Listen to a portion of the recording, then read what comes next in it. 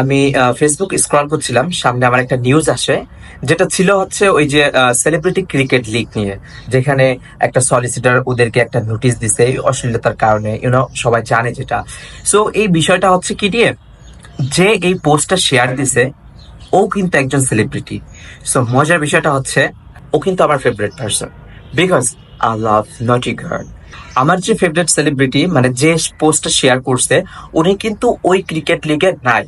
So উনি এখন ওই নিউজগুলো শেয়ার দিয়ে মজা নিচ্ছে কিভাবে, ওনার পোস্টের যে ক্যাপশনটা ছিল, সেই ক্যাপশনটা পড়ে সব থেকে বেশি আমি মজা পাইছি।